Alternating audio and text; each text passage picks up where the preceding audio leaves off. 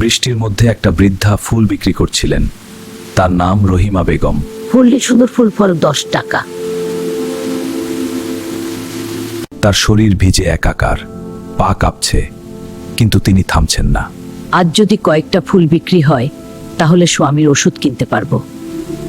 লোকজন ছাতা মাথায় চলে যাচ্ছে, কেউ তার দিকে তাকাচ্ছে না। ফুল নিন ভাই, খুব সুন্দর ফুল। বাড়িতে তার স্বামী অনেকদিন ধরে অসুস্থ। আজ 140 টাকা হয়েছে, কাল ওষুধ কিনবো, তুমি সুস্থ হয়ে যাও। বৃষ্টিতে ভিজে ভিজে সারাদিন ফুল বিক্রি করে তিনি মাত্র কয়েকটা টাকা পেয়েছেন। আজও খুব কম বিক্রি হয়েছে, কিভাবে স্বামীর চিকিৎসা চালাব? বৃষ্টির মধ্যেও তিনি নামাজ পড়তেন। হে আল্লাহ, আমার স্বামীকে সুস্থ করে দাও, আমাকে শক্তি দাও। তার চোখ দিয়ে পানি পড়ছিল, কিন্তু সেটা বৃষ্টির পানি না, চোখের জল। আমার বয়স হয়েছে, এখন বিশ্রাম নেওয়ার কথা, কিন্তু স্বামীর চিকিৎসার জন্য এই কষ্ট করতে হচ্ছে। অনেকে তাকে দেখেও এড়িয়ে যেত। ফুল নিন ভাই আপা, খুব সুন্দর ফুল।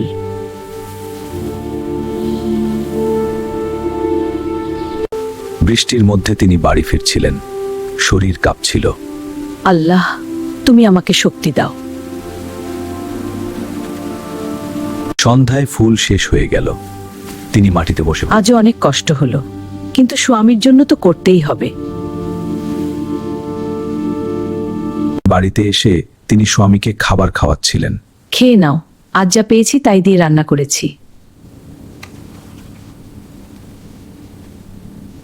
স্বামী চোখের জলে বললেন, তুমি এত বয়সে এত কষ্ট করছো, আমার জমাকে কষ্ট দিয়েছি।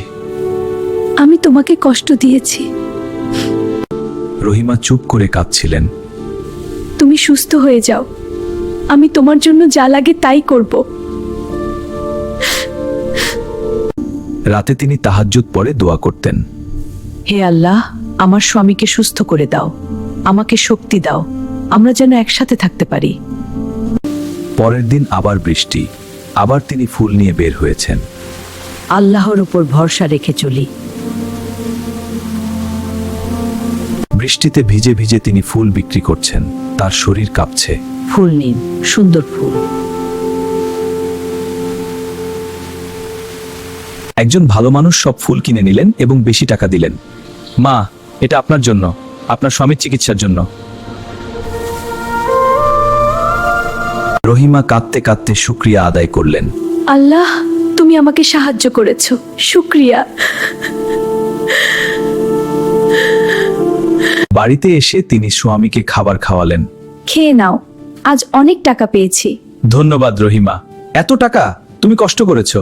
হ্যাঁ, আল্লাহর রহমতে। বৃষ্টির মধ্যে যে বৃদ্ধা ফুল বিক্রি করতেন, তিনি শুধু ফুল বিক্রি করতেন। আল্লাহ যাকে চান তার জন্য পথ খুলে দেন।